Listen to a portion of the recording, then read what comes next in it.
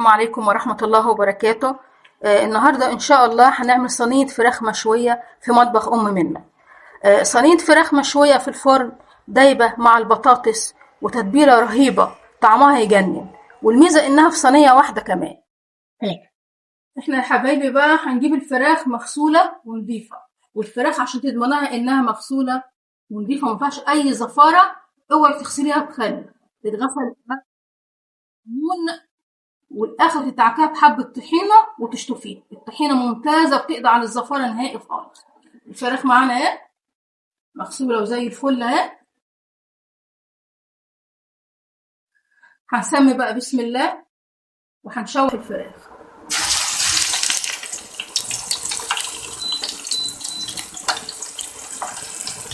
بسم الله.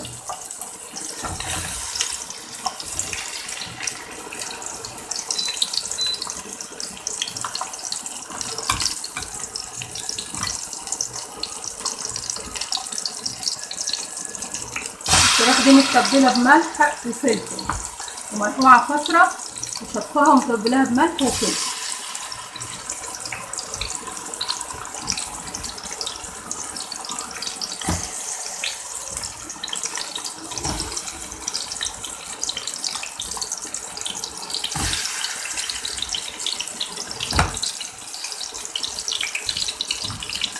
هتحطي الفرخة كلها تتبليها كلها.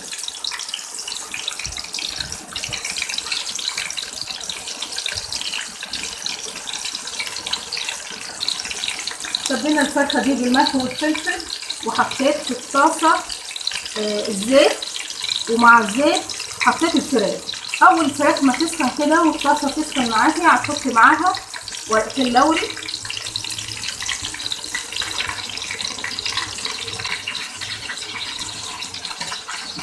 وفصين ثوم متقطعين عشان يدي ريحه كويسه معاكي.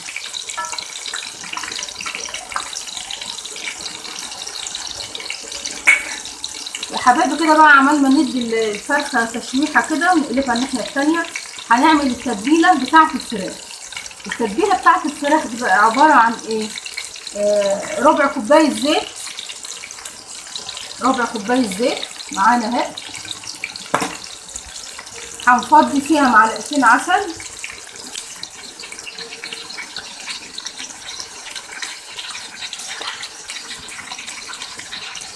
هنفضي معلقتين عسل اهما في الزيت. ومعانا التوابل بتاعتنا هي عبارة عن توابل فراخ،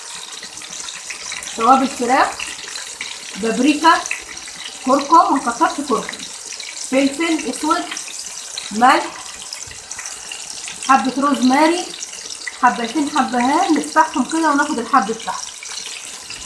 التوابل دي بقى هنفضيها على الطبق اللي هو فيه العسل والزيت.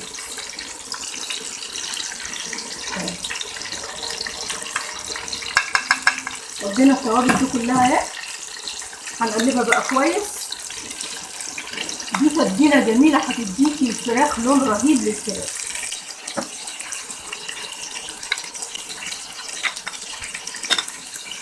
يبقى احنا كده يا حبايبي هنشوح الفراخ على اليمين وعلى الشمال كده ونطلعها لونها ذهبي، ونطلعها نسيبها تهدى تبرد شويه ونتبلها في التتبيله دي. اهي الفراخ طلعتها من الطاسه حطيتها في التتبيله اللي احنا عملناها سوا، ماشي. وفي نفس الطاسه وفي نفس الزيت هنفضي البصل. بسم الله.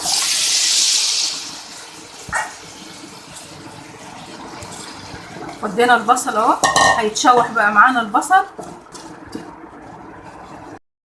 هندي البصل تشويحه كده على السريع، وبعد كده هنفضي معاه برضو الفلفل وبشرة الجزر، اقلبهم معاه اهو مع بعضه. ونيجي حاطين بقى البطاطس،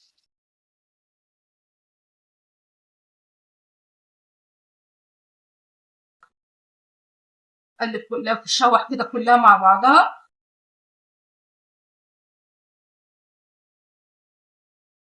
وانا كان فاضل عندي حبه من التتبيله حطيت عليهم حبة مية صغيرين كده اهو.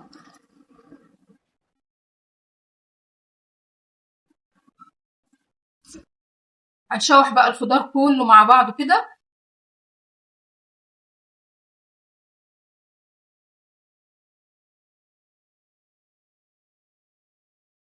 نرجع تاني بقى بالفراخ. اللوري والثوم انا كنت مطلعاه من التشويحة، ورق اللوري اهوت والثوم. وهنرجع بقى بالفراخ كده واحدة واحدة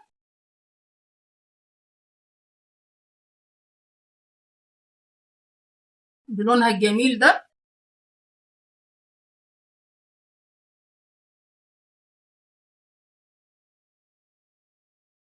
شايفين بقى الصوص ده اهو يا حبايبي كده اهي، ظبطنا الدنيا اهي. الصوص ده بقى لازم يتحطيه كده وتدهني بيه الوش كله كده. الله الريحة طالعة بسم الله ما شاء الله. صلوا على رسول الله. هنحطها بقى كده يا دوبك بس تتشوح حبة صغيرين هنا كده على النار، ونكون مولعة الفرن على درجة حرارة عالية، وندخلها الفرن و... وتطلعي أحسن بطاطس إن شاء الله. هي طلعت من الفرن، أنا حطيتها على البوتاجاز من فوق ربع ساعة بس، وبعدين دخلتها الفرن وطلعت بالشكل الجميل قدامكم ده. وعلى فكرة ما فيهاش طماطم طبعا، بس طالعة باللون الجميل والشكل الجميل ده.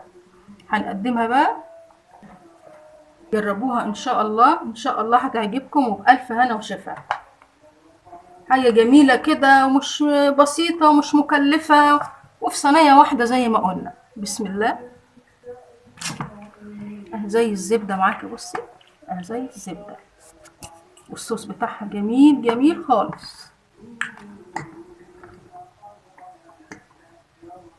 بسم الله، صلوا على رسول الله. شوفوا الصوص، الصوص جميل ازاي، الوان جميلة كلها، والصوص بتاعها جميل خالص، والبطاطس دايبة دوب. صلوا على رسول الله. انا مستنية تعليقاتكم واشتراككم في القناة، ونتقابل في الفيديو الجاي ان شاء الله.